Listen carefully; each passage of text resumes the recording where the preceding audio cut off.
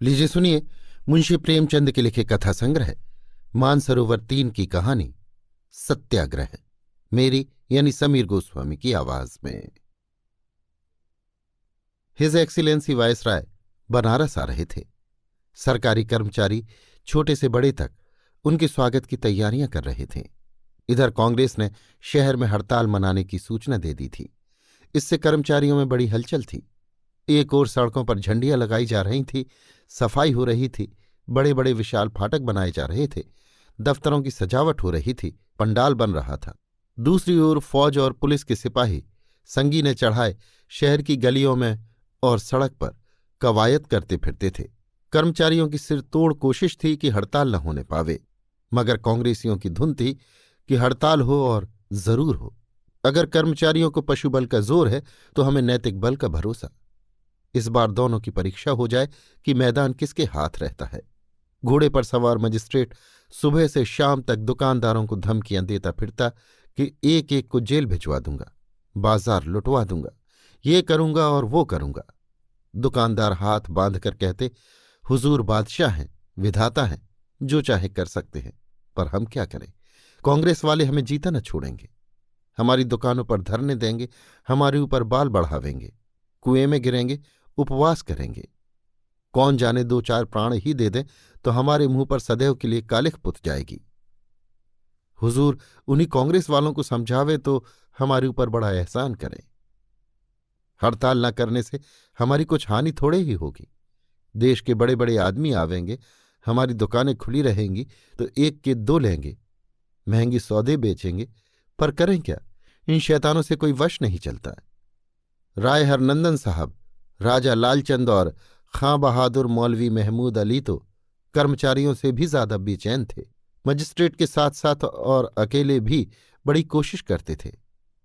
अपने मकान पर बुलाकर दुकानदारों को समझाते, अनुनय विनय करते, आंखें दिखाते, इक्के बग्गी वालों को धमकाते, मजदूरों की खुशामद करते, पर कांग्रेस के मुट्ठी भर आदमियों का कुछ ऐसा आतंक छाया हुआ था कि कोई इनकी सुनता ही न था।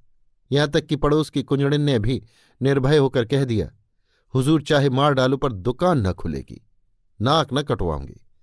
सबसे बड़ी चिंता ये थी कि कहीं पंडाल बनाने वाले मजदूर, बढ़ई, लोहार वगैरह काम न छोड़ दें, नहीं तो अनर्थ ही हो जाएगा। राय साहब ने कहा, हुजूर दूसरे शहरों से दुकानदार बुलवाएं और एक बाजार अलग खोलें। खां साहब ने फरमाया, वक्त इतना कम रह गया है कि दूसरा बाजार तैयार नहीं हो सकता। हुजूर कांग्रेस वालों को गिरफ्तार कर लें या उनकी जायदाद जब्त कर लें, फिर देखिए कैसे काबू में नहीं आते। राजा साहब बोले, पकड़ थकड़ से तो लोग और झल्लाएंगे। कांग्रेस से हुजूर कहें कि तुम हड़ताल बंद कर दो तो सबको सरकारी नौकरी दे दी जाएगी। उसमें अधिकांश बेकार लोग पड़े हैं, ये प्रलोभन पाते ही फूल उठेंगे। मगर मजिस्ट्रेट को कोई राय न जची, यहां तक कि वायसराय के आने में 3 दिन और रह गए। आखिर राजा साहब को एक युक्ति सूझी, क्यों ना हम लोग भी नैतिक बल का प्रयोग करें। आखिर कांग्रेस वाले धर्म और नीति के नाम पर ही तो ये तूमार बांधते हैं। हम लोग भी उन्हीं का अनुकरण करें, शेर को उसके मांद में पछाड़ें। कोई ऐसा आदमी पैदा करना चाहिए जो व्रत करे कि दुकानें ना खुली तो मैं प्राण दे दूंगा। ये जरूरी है कि वो ब्राह्मण हो और ऐसा जिसको शहर के लोग मानते हों, आदर करते हों। अन्य सहयोगियों के मन में भी ये बात बैठ गई, उछल पड़े। राय साहब ने कहा, बस अब पड़ाव मार लिया। अच्छा, ऐसा कौन पंडित है? पंडित गदाधर शर्मा? राजा, जी नहीं, उसे कौन मानता है? खाली समाचार पत्रों में लिखा करता है, शहर के लोग उसे क्या जाने। राय साहब, दमड़ी ओझा तो है इस ढंग का। राजा, जी नहीं, कॉलेज के विद्यार्थियों की सिवा उसे और कौन जानता है। राय साहब, पंडित मोतीराम शास्त्री? राजा, बस बस, आपने खूब सोचा। बेशक वो है इस ढंग का, उसी को बुलाना चाहिए। विद्वान है, धर्म कर्म से रहता है, चतुर भी है। वो अगर हाथ में आ जाए तो फिर बाजी हमारी है। राय साहब ने तुरंत पंडित मोतीराम के घर संदेशा भेजा। उस समय शास्त्री जी पूजा पर थे। ये पैगाम सुनते ही जल्दी से पूजा समाप्त की और चले। राजा साहब ने बुलाया है, धन्य भाग। धर्मपत्नी से बोले, आज चंद्रमा कुछ बली मालूम होते हैं, कपड़े लाओ, देखूं क्यों बुलाया है।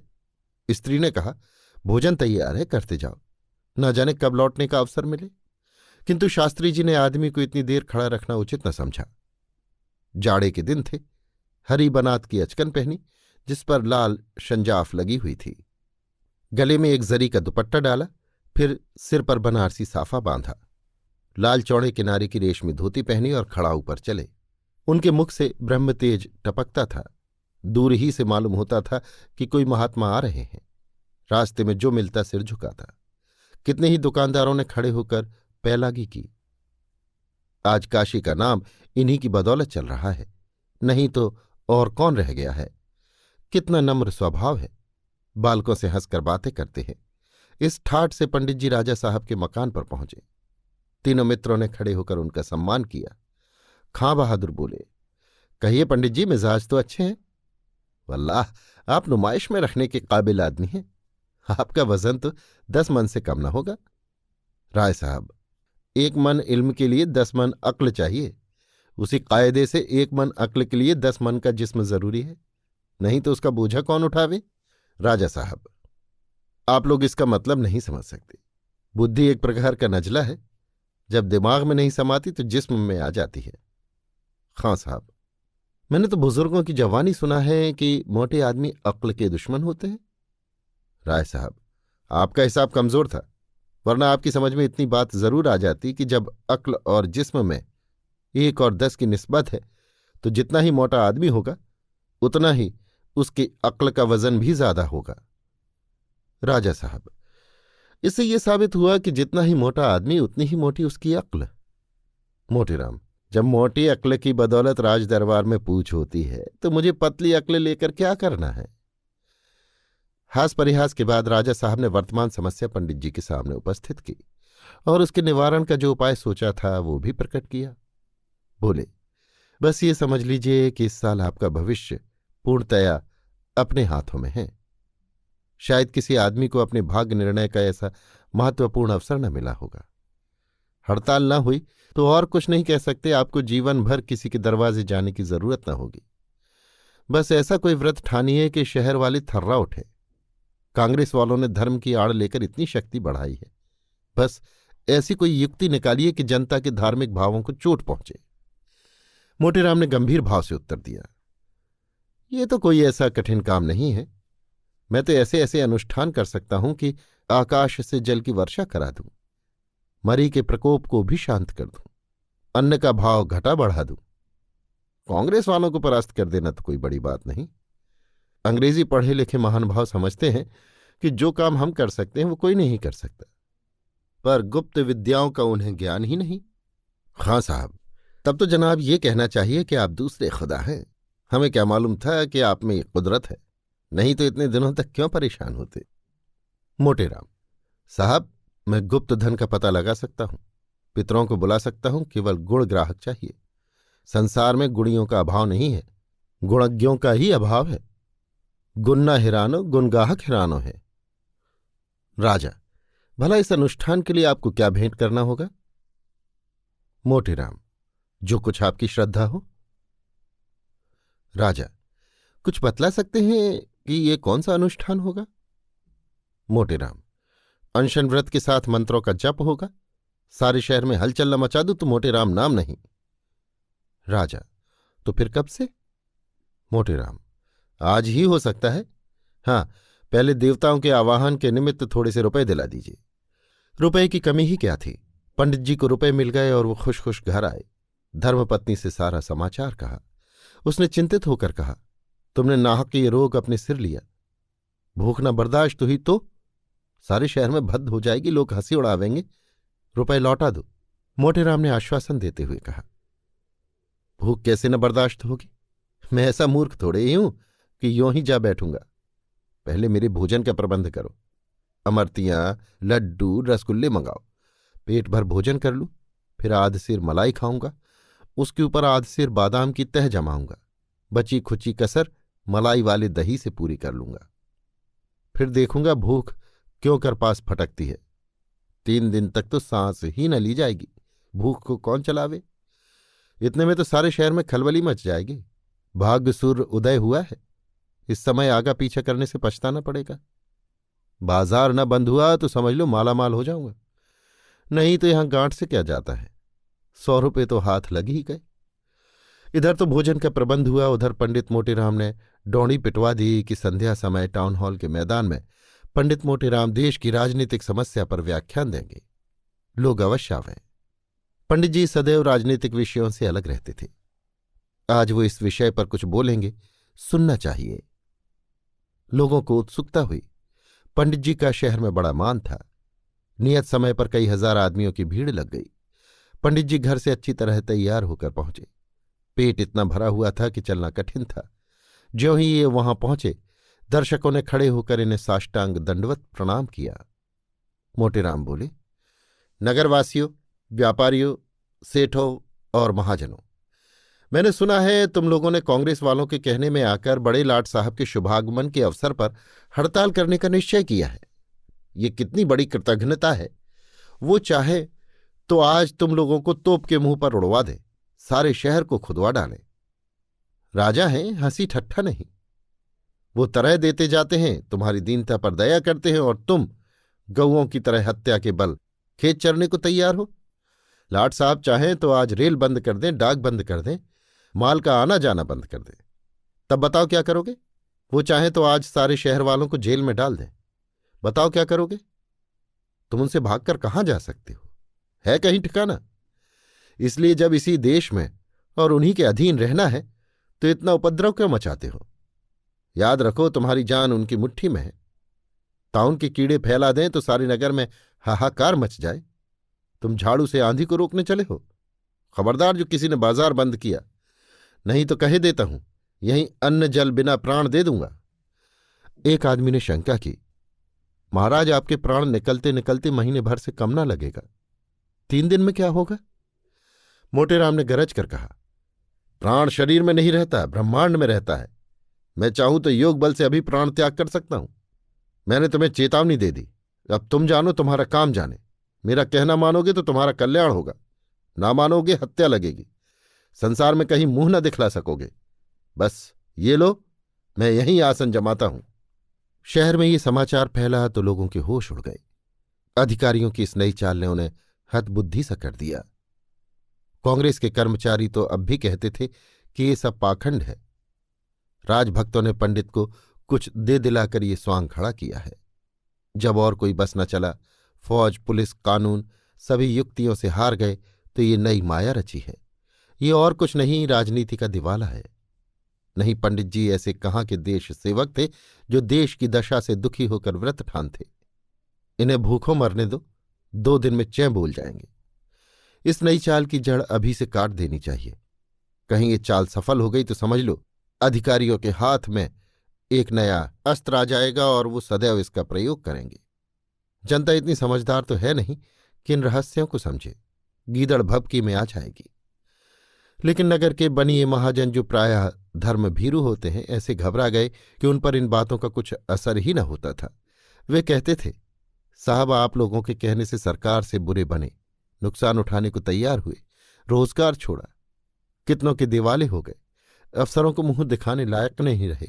पहले जाते थे, अधिकारी लोग आइए सेठ जी कहकर सम्मान करते थे। अब रेलगाड़ियों में धक्के खाते हैं पर कोई नहीं सुनता। आमदनी चाहे कुछ हो या न हो, बहियों की तौल देखकर कर बढ़ा दिया जाता है।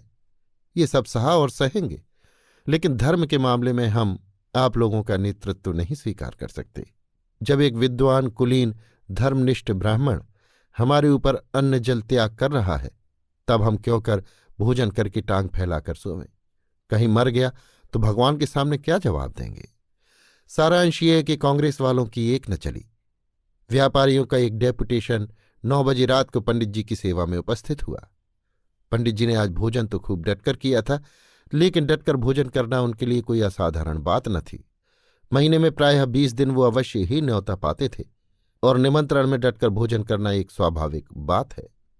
अपने सहभोजियों की देखा देखी, लाग डांट की धुन में या गृह स्वामी के सविनय आग्रह से, और सबसे बढ़कर पदार्थों की उत्कृष्टता के कारण भोजन मात्रा से अधिक हो ही जाता है।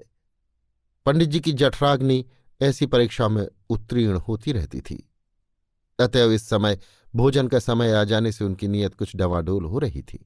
ये बात नहीं कि वो भूख से व्याकुल थे, लेकिन भोजन का समय आ जाने पर अगर पेट अफरा हुआ ना हो, अजीर्ण ना हो गया हो, तो मन में एक प्रकार की भोजन की चाह होने लगती है। शास्त्री जी की इस समय यही दशा हो रही थी। जी चाहता था किसी खोचे वाले को पुकार कर कुछ ले लेते, किंतु अधिकारियों ने उनकी शरीर रक्षा के लिए वहां कई सिपाहियों को तैनात कर दिया था। वे सब हटने का नाम न लेते थे। पंडित जी की विशाल बुद्धि इस समय यही समस्या हल कर रही थी कि इन यमदूतों को कैसे टालूं। खामोखा इन पाजियों को यहां खड़ा कर दिया। मैं कोई कैदी तो हूं नहीं कि भाग जाऊंगा। अधिकारियों ने शायद ये व्यवस्था इसलिए कर रखी थी कि कांग्रेस वाले जबरदस्ती पंडित जी को वहां से भगाने की चेष्टा न कर सकें। कौन जाने वे क्या चाल चले, कहीं किसी कुत्ते ही को उन पर छोड़ दें या दूर से पत्थर फेंकने लगें। ऐसे अनुचित और अपमानजनक व्यवहारों से पंडित जी की रक्षा करना अधिकारियों का कर्तव्य था। वो अभी इसी चिंता में थे कि व्यापारियों का डेपुटेशन आ पहुंचा। पंडित जी कोहनियों के बल लेटे हुए थे, संभल बैठे। नेताओं ने उनके चरण छूकर कहा, महाराज, हमारे ऊपर आपने क्यों ये कोप किया है? आपकी जो आज्ञा हो वो हम शिरोधार्य करें। आप उठिए, अन्न जल ग्रहण कीजिए। हमें नहीं मालूम था कि आप सचमुच ये व्रत ठानने वाले हैं, नहीं तो हम पहले ही आपसे विनती करते। अब कृपा कीजिए, 10 बजने का समय है, हम आपका वचन कभी न टालेंगे। मोटेराम, ये कांग्रेस वाले तुम्हें मटिया मेट करके छोड़ेंगे। आप तो डूबते ही हैं, तो मैं भी अपने साथ ले डूबेंगे। बाजार बंद रहेगा तो इससे तुम्हारा ही टोटा होगा, सरकार को क्या? तुम नौकरी छोड़ दोगे, आप भूखों मरोगे, सरकार को क्या? तुम जेल जाओगे, आप चक्की पीसोगे, सरकार को क्या? ना जाने इन सबको क्या सनक सवार हो गई है कि अपनी नाक कटाकर दूसरों का असगुन मनाते हैं। तुम इन कुपंथियों के कहने में ना आओ। क्यों दुकानें खुली रखोगे? सेठ, महाराज, जब तक शहर भर के आदमियों की पंचायत न हो जाए तब तक हम इसका बीमा कैसे ले सकते हैं? कांग्रेस वालों ने कहीं लूट मचा दी तो कौन हमारी मदद करेगा? आप उठिए, भोजन पाइए, हम कल पंचायत करके आपकी सेवा में जैसा कुछ होगा हाल देंगे। मोटेराम, तो फिर पंचायत करके आना। डेपुटेशन जब निराश होकर लौटने लगा तो पंडित जी ने कहा, किसी के पास सूंघनी तो नहीं है? एक महाशय ने डिबिया निकाल कर दे दी। लोगों के जाने के बाद मोटेराम ने पुलिस वालों से पूछा, तुम यहां क्यों खड़े हो? सिपाहियों ने कहा, साहब का हुक्म है, क्या करें? मोटेराम, यहां से चले जाओ। सिपाही, आपके कहने से चले जाए? कल नौकरी छूट जाएगी तो आप खाने को देंगे? मोटेराम, हम कहते हैं चले जाओ, नहीं तो हम ही यहां से चले जाएंगे। हम कोई कैदी नहीं है जो तुम घेरे खड़े हो। सिपाही, चले क्या चाहिएगा, मजाल है? मोटेराम, मजाल क्यों नहीं है बे, कोई जुर्म किया है? सिपाही, अच्छा जाओ तो देखे। पंडित जी ब्रह्म तेज में आकर उठे और एक सिपाही को इतनी जोर से धक्का दिया कि वो कई कदम पर जा गिरा। दूसरे सिपाहियों की हिम्मत छूट गई। पंडित जी को उन सब ने थल थल समझ लिया था। पराक्रम देखा तो चुपके से सटक गए। मोटेराम अब लगे इधर उधर नजरें दौड़ाने कि कोई खोंचे वाला नजर आ जाए तो उससे कुछ ले, किंतु तुरंत ध्यान आ गया, कहीं उसने किसी से कह दिया तो लोग तालियां बजाने लगेंगे। नहीं, ऐसी चतुराई से काम करना चाहिए कि किसी को कानो कान खबर न हो। ऐसे ही संकटों में तो बुद्धि बल का परिचय मिलता है। एक क्षण में उन्होंने इस कठिन प्रश्न को हल कर लिया। दैवयोग से उसी समय एक खोंचे वाला जाता दिखाई दिया। 11 बज चुके थे, चारों तरफ सन्नाटा छा गया था। पंडित जी ने बुलाया, खोंचे वाले, ओ खोंचे वाले। खोंचे वाला, कहिए क्या दूं? भूख लगाई ना, अन्न जल छोड़ना साधुओं का काम है, हमारा आपका नहीं। मोटेराम, अबे क्या बकता है, यहां क्या किसी साधु से कम है? चाहें तो महीनों पड़े रहें और भूख प्यास न लगे। तुझे तो केवल इसलिए बुलाया है कि जरा अपनी कुप्पी मुझे दे, देखूं तो वहां क्या रेंग रहा है। मुझे भय होता है कि सांप ना हो। खोचे वाले ने कुप्पी उतार कर दे दी। पंडित जी उसे लेकर इधर उधर जमीन पर कुछ खोजने लगे। इतने में कुप्पी उनके हाथ से छूटकर गिर पड़ी और बुझ गई। सारा तेल बह गया। पंडित जी ने उसमें एक ठोकर और लगाई कि बचा खुचा तेल भी बह जाए। खोंचे वाला कुप्पी को हिलाकर, महाराज, इसमें तो जरा भी तेल नहीं बचा। अब तक 4 पैसे का सौदा बेचता, आपने ये खटराक बढ़ा दिया। मोटेराम, भैया हाथ ही तो है, छूट गिरी तो अब क्या हाथ काट डालूं? ये लो पैसे, जाकर कहीं से तेल भरा लो। खोंचे वाला पैसे लेकर। तो अब तेल भरवाकर मैं यहां थोड़े ही आऊंगा। मोटेराम, खोंचा रखे जाओ, लपक कर थोड़ा तेल ले लो। नहीं मुझे कोई सांप काट लेगा तो तुम्ही पर हत्या पड़ेगी। कोई जानवर है जरूर, देखो वो रेंगता है। गायब हो गया। दौड़ जाओ पट्टे, तेल लेते आओ, मैं तुम्हारा खोंचा देखता रहूंगा। डरते हो तो अपने रुपए पैसे लेते जाओ। खोंचे वाला बड़े धर्म संकट में पड़ा। खोंचे से पैसे निकालता है तो भय है कि पंडित जी अपने दिल में बुरा न माने, सोचे मुझे बेईमान समझ रहा है। छोड़कर जाता हूं तो कौन जाने इनकी नीयत क्या हो। किसी की नीयत सदा ठीक नहीं रहती। अंत को उसने यही निश्चय किया कि खोंचा यहीं छोड़ दूं, जो कुछ तकदीर में होगा वो होगा।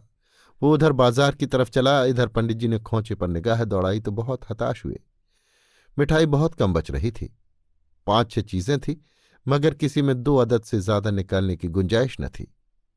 भंडा फूट जाने का खटका था।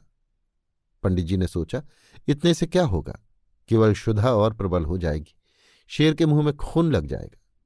गुनाह बेलज्जत है। अपनी जगह पर आ बैठे, लेकिन दम भर के बाद प्यास ने फिर जोर किया। सोचे कुछ तो ढांढस हो ही जाएगा। आहार कितना ही सूक्ष्म हो, फिर भी आहार ही है। उठे, मिठाई निकाली, पर पहला ही लड्डू मुंह में रखा था कि देखा खोंचे वाला तेल की कुप्पी जला कदम बढ़ाता चला आ रहा है। उसके पहुंचने के पहले मिठाई का समाप्त हो जाना अनिवार्य था। एक साथ 2 चीजें मुंह में रखी। अभी चुबला ही रहे थे कि वो निशाचर 10 कदम और आगे बढ़ाया। एक साथ 4 चीजें मुंह में डाली और अधकुचली ही निकल गई। अभी 6 अदद और थीं और खोंचे वाला फाटक तक आ चुका था। सारी की सारी मिठाई मुंह में डाल ली। अब न चबाते बनता है न उगलते। वो शैतान मोटर कार की तरह कुप्पी चमकाता हुआ चला ही आता था। जब वो बिल्कुल सामने आ गया तो पंडित जी ने सारी मिठाई निगल ली। मगर आखिर आदमी ही तो थे, कोई मगर तो थे नहीं। आंखों में पानी भर आया, गला फंस गया, शरीर में रोमांच हो आया, जोर से खांसने लगे। खोंचे वाले ने तेल की कुप्पी बढ़ाते हुए कहा, ये लीजिए, देख लीजिए। चले तो हैं आप उपवास करने, पर प्राणों का इतना डर है। आपको क्या चिंता? प्राण भी निकल जाएंगे तो सरकार बाल बच्चों की परवरस्ती करेगी। पंडित जी को क्रोध तो ऐसा आया कि इस पाजी को खोटी खरी सुनाऊं, लेकिन गले से आवाज न निकली। कुप्पी चुपके से ले ली और झूठ मूठ इधर उधर देख कर लौटा दी। खोंचे वाला, आपको क्या पड़ी थी जो चले सरकार का पक्ष करने? कहीं कल दिन भर पंचायत होगी तो रात तक कुछ तय होगा, तब तक तो आपकी आंखों में तितलियां उड़ने लगेंगी। ये कहकर वो चला गया और पंडित जी भी थोड़ी देर तक खांसने के बाद सो रहे। दूसरे दिन सवेरे ही से व्यापारियों ने मिसकॉट करनी शुरू की। उधर कांग्रेस वालों में भी हलचल मची। अमन सभा के अधिकारियों ने भी कान खड़े किए। ये तो इन भोले भाले बनियों को धमकाने की अच्छी तरकीब हाथ आई। पंडित समाज ने अलग एक सभा की और उसमें ये निश्चय किया कि पंडित मोटेराम को राजनीतिक मामलों में पड़ने का कोई अधिकार नहीं। हमारा राजनीति से क्या संबंध?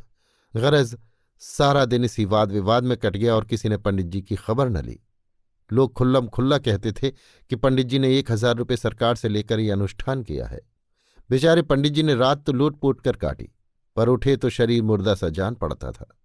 खड़े होते थे तो आंखें तिलमिलाने लगती थीं, सिर में चक्कर आ जाता था, पेट में जैसे कोई बैठा हुआ कुरेद रहा हो।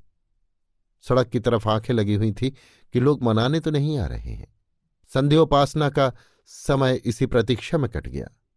इस समय पूजन के पश्चात नित्य नाश्ता किया करते थे। आज अभी मुंह में पानी भी न गया था। न जाने वो शुभ घड़ी कब आएगी। फिर पंडिताइन पर क्रोध आने लगा। आप तो रात को भरपेट खाकर सोई होंगी, इस वक्त भी जलपान कर ही चुकी होंगी, पर इधर भूल कर भी न झांका कि मरे या जीते हैं।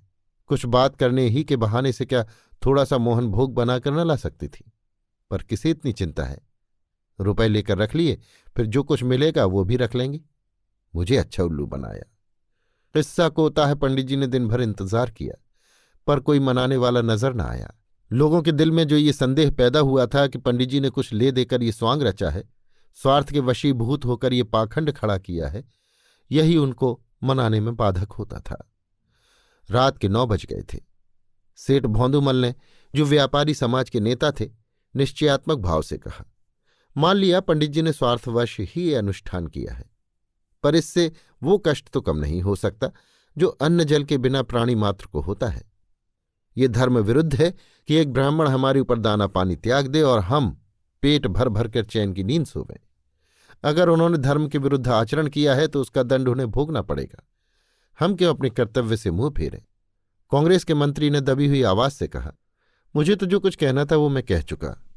आप लोग समाज के नेता हैं, जो फैसला कीजिए हमें मंजूर है। चलिए मैं भी आपके साथ चलूंगा।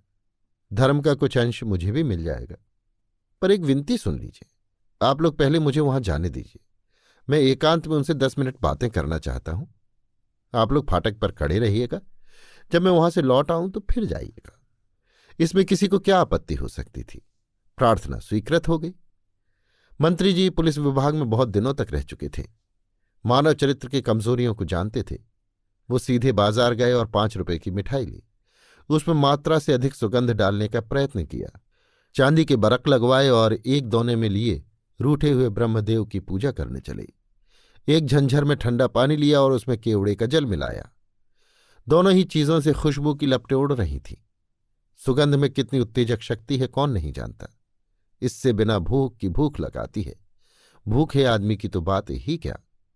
पंडित जी इस समय अचेत भूमि पर पड़े हुए थे। रात को कुछ नहीं मिला। 10-5 छोटी छोटी मिठाइयों का क्या जिक्र। दोपहर को कुछ नहीं मिला और इस वक्त भी भोजन की बेला टल गई थी। भूख में अब आशा की व्याकुलता नहीं, निराशा की शिथिलता थी। सारे अंग ढीले पड़ गए थे, यहां तक कि आंखें भी न खुलती थीं। उन्हें खोलने की बार बार चेष्टा करते, पर वे आप ही आप बंद हो जाती। ओठ सूख गए थे। जिंदगी का कोई चिन्ह था तो बस उनका धीरे धीरे कराहना।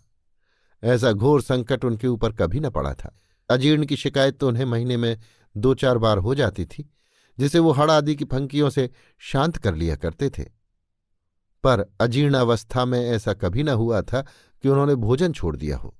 नगर निवासियों को, अमन सभा को, सरकार को, ईश्वर को, कांग्रेस को और धर्मपत्नी को जी भरकर कोस चुके थे।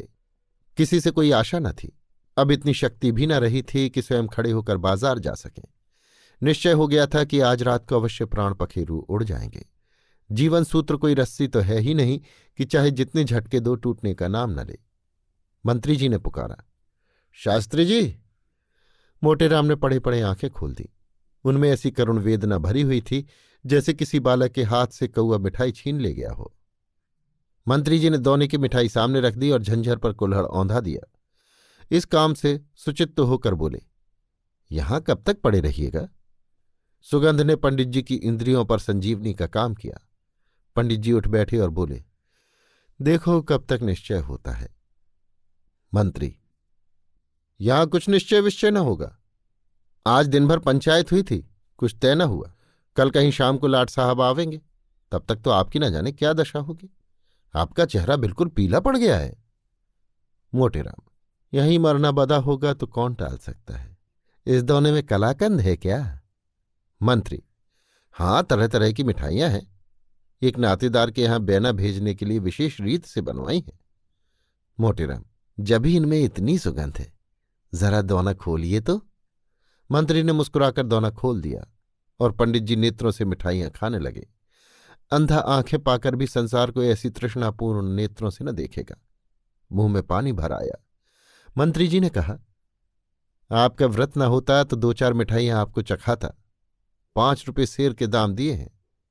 मोटेराम, तब तो बहुत ही श्रेष्ठ होंगी। मैंने बहुत दिन हुए कलाकंद नहीं खाया। मंत्री, आपने भी तो बैठे बिठाए झंझट मोल ले लिया। प्राण ही न रहेंगे तो धन किस काम आवेगा। मोटेराम, क्या करूं, फंस गया। मैं इतनी मिठाइयों का जलपान कर जाता था। हाथों से मिठाइयों को टटोलकर, भोला की दुकान की होंगी। मंत्री, चखिए 2-4। मोटेराम, क्या चखूं, धर्म संकट में पड़ा हूं। मंत्री, अजी चखिए भी। इस समय जो आनंद प्राप्त होगा वो लाख रुपए में भी नहीं मिल सकता। कोई किसी से कहने जाता है क्या? मोटेराम, मुझे किसका भय है। मैं यहां दाना पानी बिना मर रहा हूं और किसी को परवाह ही नहीं, तो पर मुझे क्या डर। लाओ इधर दोना बढ़ाओ।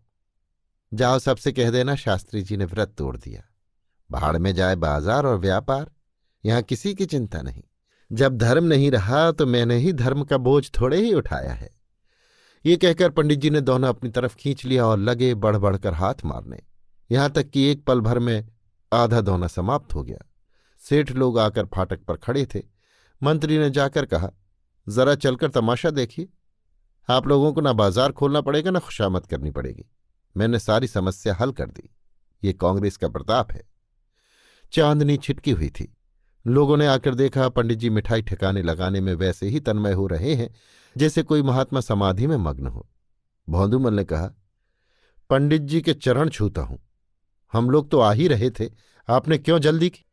ऐसी जुगत बताते कि आपकी प्रतिज्ञा भी न टूटती और कार्य भी सिद्ध हो जाता। मोटेराम, मेरा काम सिद्ध हो गया। ये अलौकिक आनंद है जो धन के ढेरों से नहीं प्राप्त हो सकता। अगर कुछ श्रद्धा हो तो इसी दुकान की इतनी ही मिठाई और मंगवा दो। हम ये कहना भूल गए कि मंत्री जी को मिठाई लेकर मैदान में आते समय पुलिस के सिपाही को 4 आने पैसे देने पड़े थे। ये नियम विरुद्ध था, लेकिन मंत्री जी ने इस बात पर अड़ना उचित न समझा। लेखक। अभी आप सुन रहे थे मुंशी प्रेमचंद के लिखे कथा संग्रह मानसरोवर 3 की कहानी सत्याग्रह, मेरी यानी समीर गोस्वामी की आवाज में।